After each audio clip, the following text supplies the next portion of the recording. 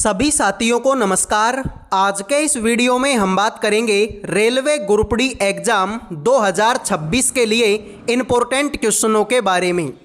जैसा कि आप सभी को पता है, रेलवे ग्रुप डी की काफ़ी सारी शिफ्टों का एग्ज़ाम कंप्लीट हो चुका है, लेकिन अभी भी लाखों की संख्या में ऐसे स्टूडेंट बचे हैं जिनका एग्ज़ाम नहीं हुआ।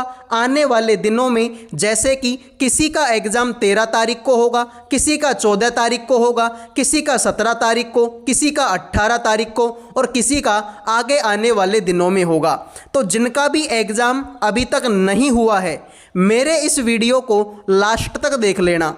बहुत सारे बच्चे क्या करते हैं मेरे भाई, आधा अधूरा वीडियो देखते हैं, कुछ क्वेश्चन करते हैं, कुछ क्वेश्चनों को छोड़ देते हैं। ऐसे बच्चों की ना तो अच्छे से प्रैक्टिस हो पाती है मेरे भाई, ना मेरे भाई उनका सारा सिलेबस कंप्लीट होता है और ना ही फिर उन बच्चों की नौकरी लगती है। तो अगर आपको नौकरी लेनी है, अगर आपको अपना और अपने घर वालों का सपना पूरा करना है, तो वीडियो को लास्ट तक जरूर देख लेना।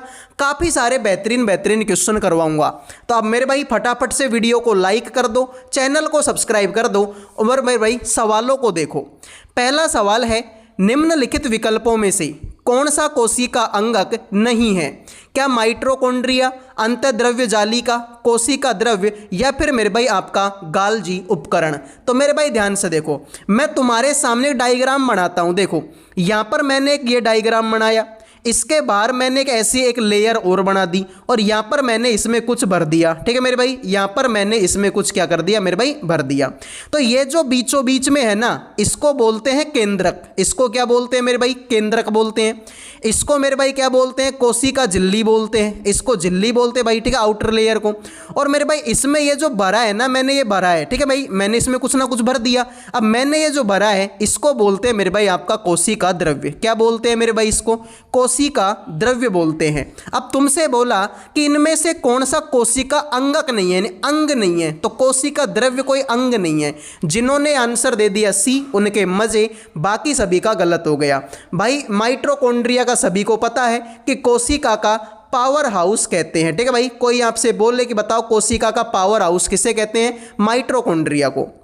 अगला सवाल है दूसरा, उत्तल दर्पण द्वारा निर्मित प्रतिबिंब का आकार खाली स्थान होता है। आपने दो तरीके के ठीक है दर्पण पढ़े होंगे। एक तो पढ़ा होगा आपने उत्तल दर्पण और एक पढ़ा होगा आपने अवतल दर्पण। तो तुमसे बोला कि उत्तल दर्पण के द्वारा जो प्रतिबिंब बनता है वो कैसा होता है, तो आप बोलेंगे कि सर उत्तल दर्पण के द्वारा जो प्रतिबिंब बनता है वो हमेशा वस्तु से छोटा होता है। आपने देखा होगा कि तुमने कभी बाइक चलाई होगी, तो बाइक में साइड मिरर होता है। तो कोई आपसे बोले कि बताओ साइड जो मिरर है वो किसका बना होता है? तो साइड जो मिरर है वो आपके उत्तल दर्पण का होता है। आपने देखा होगा कि तुम्हारी गाड़ी का जो कांच है वो इतना सा कांच होता है और उस शीशे में तुम पीछे मान लो कोई ट्रक आ रहा है, तो ट्रक तो भाई बहुत बड़ा होता है, तो इतना बड़ा ट्रक तुम इतने से शीशे में देख लेते हो। अब क्यों दिखता है वो? क्योंकि भाई उसमें जो प्रतिबिंब है वो वस्तु से क्या बनता है, छोटा बनता है। अब इतना बड़ा ट्रक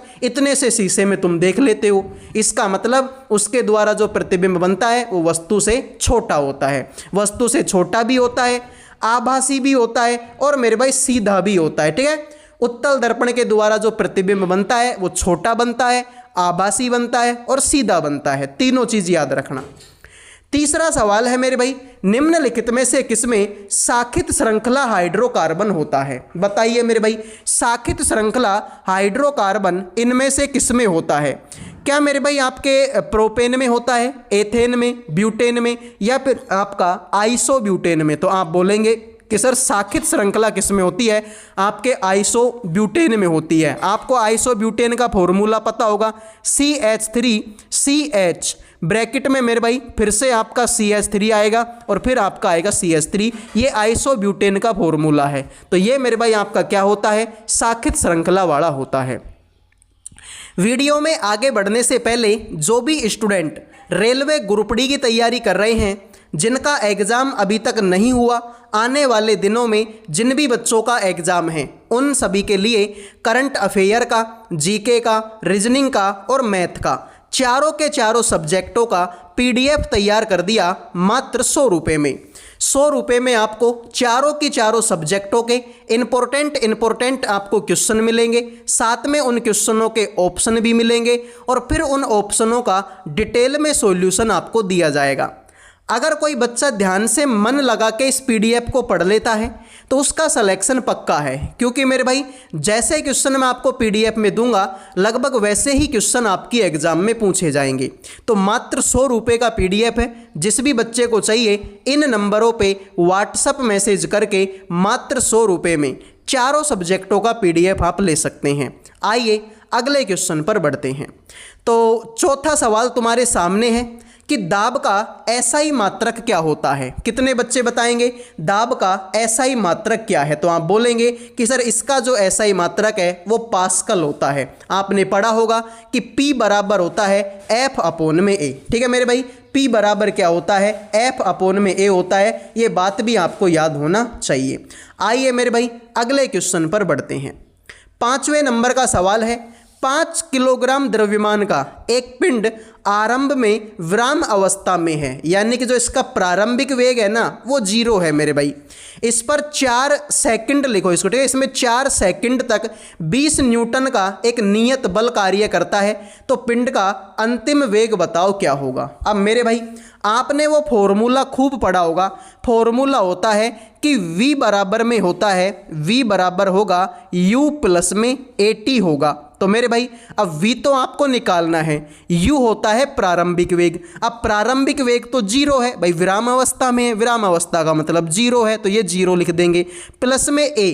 अब सर पूरे सवाल को मैंने पढ़ लिया, मुझे ए कहीं पर भी नहीं मिला। भाई टाइम तो तुम लिख दोगे कि टाइम तो 4 सेकंड का है, तो टाइम तो तुमने 4 सेकंड का लिख दिया, लेकिन ए कहाँ से लाओगे? ए तो पूरे सवाल में है ही नहीं। तो पहले तुम ए निकालो मेरे भाई। तो आपने फॉर्मूला पढ़ा होगा F बराबर में ma पढ़ा होगा। तो ए यहाँ से क्या होता है? F/m होता है। तो बल कितना है मेरे भाई आपके? 20 न्यूटन का। 20 न्यूटन का बल है।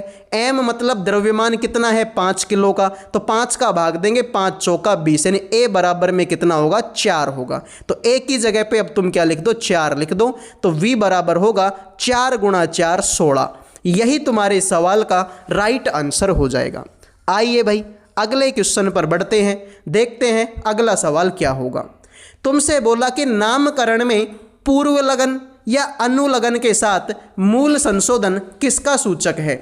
नामकरण में जो पूर्व लगन है और या आपका अनुलगन है वो मूल रूप से किसका सूचक है? पृष्ठ क्षेत्र की प्रकृति का, गलनांक की प्रकृति, प्रकार्यात्मक समूह की प्रकृति, या फिर आपके क्वथनांक की प्रकृति। तो सारे के सारे बच्चे बताएंगे भाई इस सवाल का राइट आंसर क्या होगा। तो आप बोलेंगे क्रियात्मक समूह की प्रकृति, ऑप्शन नंबर सी होगा। जो पूर्व लगन है यानी कि परफिक्स और जो सफिक्स है वो आपके किसके मूल संशोधनों का सूचक है? प्रकार्यात्मक समूह की प्रकृति का। आइए मेरे भाई अगले क्वेश्चन पर बढ़ते हैं। 7वां सवाल है तुम्हारे सामने, एक सर्किट आरेख में सेल के प्रतीक को निम्नलिखित में से किसके द्वारा दर्शाया जाता है? अब आपने मेरे भाई लाइट का ठीक है, लाइट का जो सर्किट है वो देखा होगा आपने देखा होगा ना कि ये साइंस में इस तरीके के डायग्राम बनते हैं। ये बड़ा डंडा, एक छोटा डंडा, यहाँ पर मेरे भाई इस तरीके से, फिर यहाँ पर एक ऐसे इस तरीके का एक बल्ब बना दिया जाता है। इस तरीके का आपने साइंस में सर्किट देखा होगा। तो ये जो सेल है ना, ये जो बैटरी है, उसको आप किस तरीके से दर्शाते हो? तो आप बोलेंगे कि सर जो लंबी लाइन होती है ना, लंबी लाइन ये तो होती है प्लस वाली, और जो छोटी लाइन होती है वो होती है माइनस वाली। तो यहाँ पे देखो मेरे भाई, तो एक लंबी और एक छोटी रेखा एक दूसरे के समांतर, तो इसी तरीके से दर्शाते हैं भाई। सर्किट में जो बैटरी है उसको आप इसी तरीके से दर्शाते हो, ये प्लस वाला और ये माइनस वाला। तो एक लंबी लाइन होती है, एक छोटी लाइन होती है, और दोनों समांतर होती है। अगले क्वेश्चन को चेक करो भाई, 8वां सवाल। हाइड्रा जैसे जीवों द्वारा किस प्रकार की कोशिकाओं का उपयोग मुकुलन प्रक्रिया में प्रजनन के लिए किया जाता है? तो बताइए मेरे भाई इस सवाल का राइट आंसर क्या होगा? अब हाइड्रा, देखो तुम्हें खूब पता है कि ये जो हाइड्रा होता है इसमें मुकुलन होता है। इसमें क्या होता है मेरे भाई? आपका मुकुलन होता है। तो इसने बोला कि किस प्रकार की कोशिकाओं का जो उपयोग है वो मुकुलन प्रक्रिया में प्रजनन के लिए करता है। क्या प्रकाश संश्लेषी कोशिकाओं का उपयोग करता है, पुनरुत्पादक कोशिकाओं का उपयोग करता है, रंध्री कोशिका का या युग्मकी कोशिका का?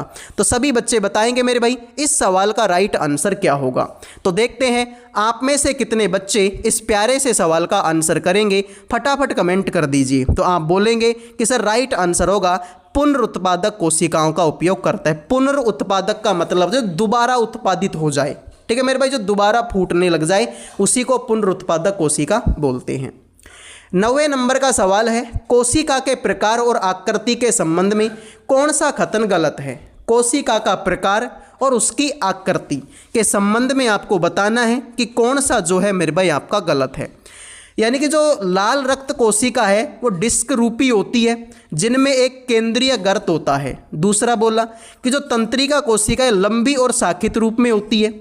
तीसरा है श्वेत रक्त कोशिका गोल एवं स्थिर रूपी होती है। और चौथा है पेशी कोशिका, ठीक है, तर्कु रूपी होती है। तो आपसे बोला कि कोशिका का प्रकार और उसके संबंध में कौन सा कथन इनमें से आपका गलत है? तो आप बोलेंगे मेरे भाई कि इस सवाल का राइट आंसर आपका क्या होगा? ऑप्शन नंबर सी होगा। यहाँ पे बोला है ना कि जो श्वेत रक्त कोशिका है ये आपके गोल एवं स्थिर रूपी होती है। तो ये बात आपकी बिल्कुल ही क्या है? गलत है। क्लियर मेरे भाई? तो ये बात बिल्कुल सही है कि जो आपकी लाल रक्त कोशिका है ना वो डिस्क रूप में होती है। ये बात 100% सही है। तंत्रिका कोशिका, भाई आपने तंत्रिका तंत्र का चित्र देखा होगा, तो तंत्रिका कोशिका लंबी भी होती है, शाखित रूप में फैली होती है, ये बात भी सही है। लेकिन जो श्वेत रक्त कोशिका है वो गोल एवं स्थिर होती है, ये गलत है सर। ये आकृति स्थिर नहीं होती, ये आकार बदल सकती है भाई। जो WBC है ना ये कोशिका आकार बदल सकती है, स्थिर नहीं होती। तो राइट आंसर सी होगा। 10वें नंबर का सवाल है, शुक्रवाह उच्छेदन यानी कि वैसेक्टोमी के संबंध में कौन सा कथन सत्य है? यह गर्भाशय तक पहुंचने वाली शुक्राणु कोशिकाओं को नष्ट कर देता है, यह शुक्र को वाहिकाओं को अवरुद्ध करके शुक्राणुओं के स्राव को रोकता है, यह टेस्टोस्टेरोन के उत्पादन को रोकता है, और चौथा है यह शुक्राशय। तो मेरे भाई चौथा ऑप्शन जो है हमारा आधा अधूरा टाइप हुआ है मेरे भाई, ठीक है। चौथा ऑप्शन हमारा जो है भाई आधा अधूरा टाइप हुआ है। तो आप ऐसे करो मेरे भाई, चौथे को छोड़ो, इन तीनों में से ही बता दो मेरे भाई, ठीक है। चौथे ऑप्शन को छोड़ो, इन तीनों में से ही बता दो कि कौन सा कथन सत्य है। तो शुक्रवाह उच्छेदन यानी कि वैसेक्टोमी, तो वैसेक्टोमी क्या करता है? शुक्र वाहिकाओं को अवरुद्ध कर देता है, जिससे शुक्राणुओं का जो स्राव है वो रुक जाता है। ऑप्शन नंबर बी होगा। 11वें क्वेश्चन पर बढ़ते हैं भाई। जब कोई धातु किसी अधातु के साथ अभिक्रिया करती है तो किस प्रकार का आबंध बनाती है? यानी कि मेरे भाई जब किसी धातु की अभिक्रिया, मान लो धातु की अभिक्रिया करवा दी किसके साथ में? अधातु के साथ में, तो किस प्रकार का बॉन्ड बनता है? हाइड्रोजन बॉन्ड बनेगा, आयनी बॉन्ड, धात्विक और सहसंयोजक बंध। तो आप बोलेंगे कि सर धातु की अभिक्रिया अधातु से करवाओगे तो आयनी आबंध बनेंगे। Option number B right answer होगा। 12वें नंबर का सवाल है, बर्फ जल के पृष्ठ पर क्यों तैरती है? तो मेरे भाई अब आपने देखा होगा भाई, ये तो एक्सपेरिमेंट तुमने घर में भी किया होगा कि पानी के अंदर जब तुम बर्फ डालते हो तो बर्फ उसमें डूबती नहीं है, बर्फ पानी के ऊपर ही तैरती है। क्यों मेरे भाई? क्योंकि बर्फ का जो घनत्व है जल के घनत्व से कम होता है, ठीक है मेरे भाई। बर्फ का घनत्व जल के घनत्व से कम होता है, इसलिए जो बर्फ है वो पानी पर तैरती रहती है। ऑप्शन नंबर ए होगा। तो भाई इस तरीके के सवाल आपके ग्रुप डी के पेपर में पूछे जाते हैं। मैं तुमको मजे की बात बताऊं, अगर तुमने 10वीं तक की साइंस को अच्छे से पढ़ा हुआ है, अगर तुमने 10वीं तक की साइंस की किताबों को अच्छे से पढ़ा है ना, तो तुम्हारा एक भी क्वेश्चन गलत नहीं हो सकता भाई, इस चीज़ की गारंटी है। कोई एक आध अगर निकल जाए तो निकल जाए, वरना पूरे के पूरे क्वेश्चन तुम्हारे सही हो जाएंगे अगर 10वीं क्लास तक की साइंस अगर तुम्हारे क्लियर है तो, ठीक है मेरे भाई। तो 13वां क्वेश्चन है, कौन सी धातु आयरन सल्फेट विलयन में आयरन को विस्थापित करेगी? तो बताओ मेरे भाई, इनमें से कौन सी धातु है जो आयरन सल्फेट के विलयन में आयरन को प्रतिस्थापित कर देगी? तो आपने मेरे भाई वो विस्थापन अभिक्रिया सुनी होगी। आपने कौन सी मेरे भाई? विस्थापन अभिक्रिया आपने सुनी होगी। उसमें क्या होता है कि ताकतवर, ठीक है, जो कमजोर धातु है ना उसकी जगह पर ताकतवर धातु आके बैठ जाती है। तो आयरन को मेरे भाई कौन विस्थापित करेगा? जिंक विस्थापित करेगा, ठीक है मेरे भाई। आयरन को कौन विस्थापित करेगा? जिंक प्रतिस्थापित कर देगा।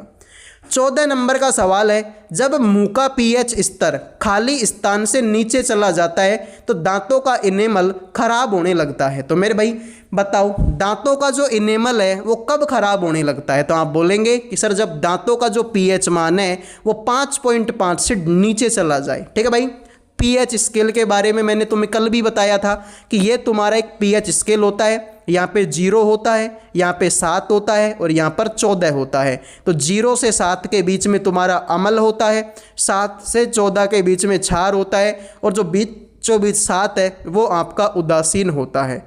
ठीक है, तो पीएच मान अगर 5.5 से नीचे चला जाए तो दांतों का इनेमल क्या होता है? खराब हो जाता है। 15 नंबर का सवाल है, निम्नलिखित में से कौन सा इस बात का सही कारण है कि जब वृक्ष की शाखाओं को जोर से हिलाया जाता है तो फल वृक्ष से क्यों गिरते हैं? भाई आपने भी ये अपनी लाइफ में ये एक्सपेरिमेंट खूब किया होगा कि मान लो तुम्हारे घर में कोई आम का पेड़ है, तुम्हारे घर में कोई आम का पेड़ है या बेर का पेड़ है या फिर मतलब किसी भी चीज़ का पेड़ है। उस पेड़ को अगर तुम पकड़ के हिलाओगे तो भाई जो फल हैं वो नीचे गिर जाते हैं। अब नीचे क्यों गिरते हैं, उसका रीज़न क्या है? तो मेरे भाई उसका रीज़न ये है कि दुनिया की जितनी भी चीज़ें हैं ना मेरे भाई, वो स्थिर रहने का प्रयास करती है। दुनिया की जितनी भी चीज़ें हैं वो स्थिर रहने का प्रयास करती है। जब तक उस पर कोई बाइबल ना काम करे वो हिलेगी नहीं अपनी जगह से। मेरे भाई तुम सोते रहोगे, तुम शाम को सोए, तुम पूरी रात सोओगे, तुम सुबह भी सोओगे, तुम फिर दूसरी रात भी सो जाओगे अगर तुम्हारे मन में कोई टेंशन नहीं है तो। लेकिन जैसे ही तुम्हारे घर वाले तुम्हारे आके चांटा मारेंगे तुम्हारी नींद खुल जाएगी। तो नींद क्यों खुली? क्योंकि तुम स्थिर रहने का प्रयास कर रहे थे लेकिन घर वालों ने आके चांटा मार दिया, तो फिर तो नींद खुलेगी, तुम स्थिर से अस्थिर हो गए।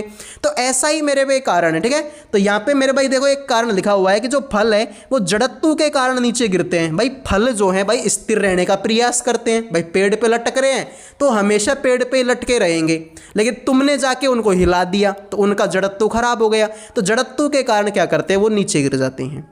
16 नंबर का सवाल है, कौन सी तरंग विशेषता ध्वनि की प्रबलता को निर्धारित करती है? तो बताओ भाई, ध्वनि की प्रबलता को कौन निर्धारित करता है? आवर्ती, तरंग दैर्घ्य, आयाम या फिर उसकी पिच? तो आप बोलेंगे ध्वनि की प्रबलता को आयाम निर्धारित करता है। अब मैं अगर आपसे पूछूं कि ध्वनि जो तरंग है वो कैसी तरंग है, तो आप बोलेंगे ध्वनि तरंग आपकी अनुदैर्घ्य तरंग होती है। क्लियर? आइए 17 नंबर का सवाल है, पुष्पीय पौधों के प्रजनन में निम्नलिखित में से कौन सा क्रम सही है? तो जो पुष्प वाले पौधे हैं ना भाई, तुमने तुम्हारे घरों में पौधे देखे होंगे। तुमने अपने घर में गुलाब का पेड़ देखा होगा, तुमने अपने घर में चमेली का पेड़ देखा होगा, तुमने अपने घर में मोगरा का पेड़ देखा होगा। तो इन पेड़ों में मेरे भाई पुष्पीय पौधों में जो प्रजनन है उसका क्रम क्या है? परागण, निषेचन, भ्रूण या फिर अंकुर? निषेचन, परागण, भ्रूण, अंकुर, परागण, निषेचन, अंकुर और फिर भ्रूण, या भ्रूण, अंकुर, परागण या निषेचन? तो मेरे भाई सीधी सी बात है, पुष्पों में सबसे पहले तो परागण होगा। सबसे पहले पुष्पों में क्या होगा? परागण होता है भाई। ठीक है, एक पुष्प से जो कण है वो उड़ के कहाँ पर जाते हैं? दूसरे पुष्प पे जाते हैं। ठीक है, तो उसको परागण बोला जाता है। तो सबसे पहले तो परागण होगा। तो ये दोनों ऑप्शन तो देखते ही गलत हो गए। परागण के बाद में निषेचन होगा, सीधी सी बात है भाई।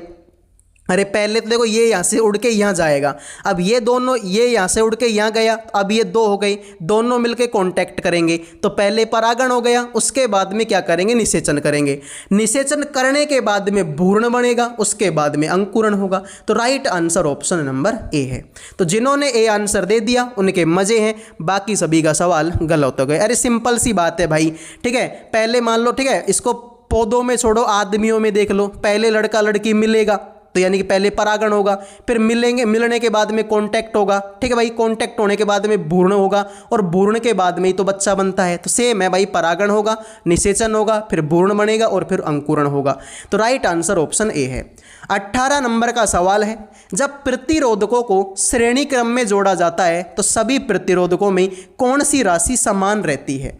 तो जब जो प्रतिरोधक है उनको श्रेणी क्रम में जोड़ा जाता है तो कौन सी चीज़ है जो मेरे भाई समान रहती है? शक्ति, प्रतिरोध, धारा या वोल्टेज? तो आप बोलोगे उनके बीच की जो धारा है वो मेरे भाई क्या रहती है? समान रहती है। 19 नंबर का सवाल है, स्कूल के बगीचे में तितलियां अक्सर फूलों पर आती है जबकि गिलहरियां काष्ठफल यानी कि नट खाती है। तो यह जीव किस प्रकार के उपभोक्ता है? तो सीधी सी बात है भाई, तुमने तितली भी देखी होंगी, तुमने गिलहरी भी देखी होगी। क्या तुमने कभी गिलहरी को मांस खाते देखा है? भाई तुमने कुत्तों को मांस खाते देखा होगा, तुमने आदमियों को भी मांस खाते देखा होगा, तुमने शेर को मांस खाते देखा होगा। क्या तुमने कभी तितली को मांस खाते देखा है? क्या तुमने कभी गिलहरी को मांस खाते देखा है? नहीं देखा होगा। इसका मतलब तितली भी शाकाहारी है और गिलहरी भी शाकाहारी है। राइट आंसर सी होगा। 20वें नंबर का सवाल तुम्हारे सामने है, निम्नलिखित में से कौन सा पशुपालन हमें शहद उत्पादन में मदद करता है? तो बताओ भाई, शहद किससे मिलेगा?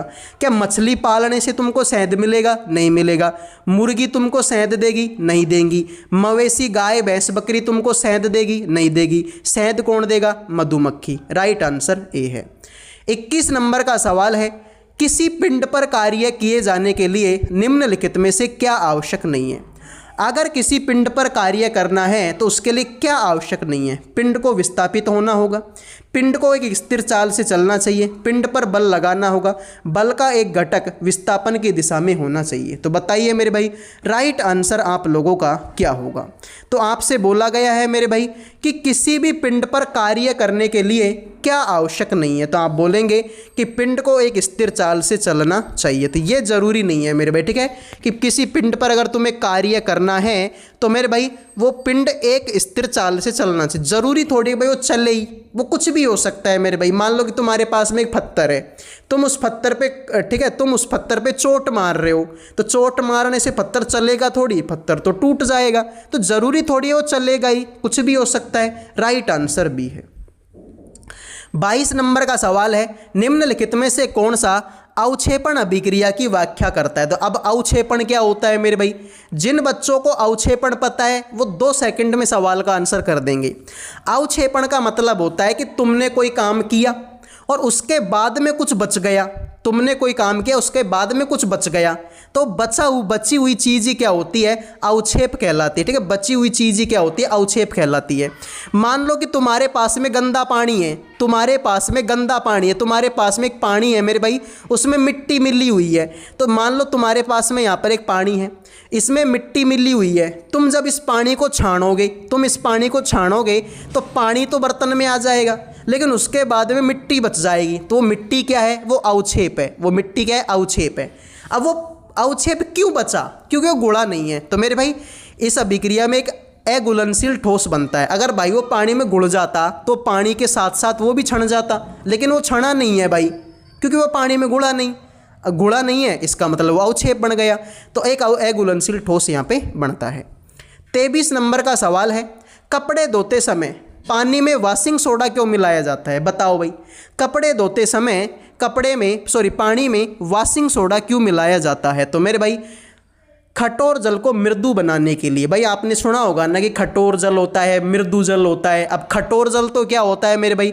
मान लो कि तुम कठोर जल से पानी, ठीक है, कठोर जल तुम्हारे पास में, मान लो कि कठोर जल है और तुम कठोर जल से कपड़े धोने लग जाओ, तो तुम्हारा साबुन फूलेगा ही नहीं, तुम्हारे साबुन में झाग ही नहीं बनेंगे, और जब तक साबुन में झाग नहीं बनेंगे तुम्हारे कपड़े साफ नहीं निकलेंगे। तो कठोर जल से तो कपड़ा धोना इम्पॉसिबल है।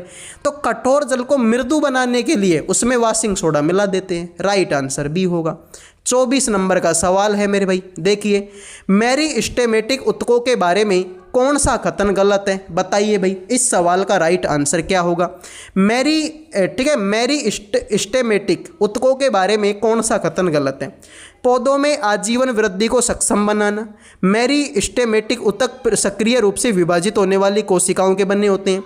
कोशिकाएं छोटी पतली भित्ति वाली, सघन कोशिका द्रव्य तथा बड़े केंद्रक वाली होती है। मेरिस्टेमेटिक कोशिकाएं परिपक्वता पर मृत हो जाती है। तो सर ये बात बिल्कुल गलत है कि मेरिस्टेमेटिक कोशिका परिपक्व होने के बाद में मर जाती है, मरती नहीं है मेरे भाई। राइट आंसर तुम्हारा क्या होगा? डी होगा। 25 नंबर का सवाल है, निम्नलिखित में से कौन सा परपरागण का एक कारक नहीं है? परपरागण किसके द्वारा नहीं होता? तो मेरे भाई देखो, अभी थोड़ी देर पहले मैंने परागण बताया था ना कि मान लो तुम्हारे पास में एक फूल यहाँ पर है, एक फूल तुम्हारे पास में यहाँ पर है, तो इस फूल के कुछ कण उड़ेंगे, उड़ के ये कण कहाँ पे जाएंगे? ये कण जाएंगे इस पौधे के ऊपर।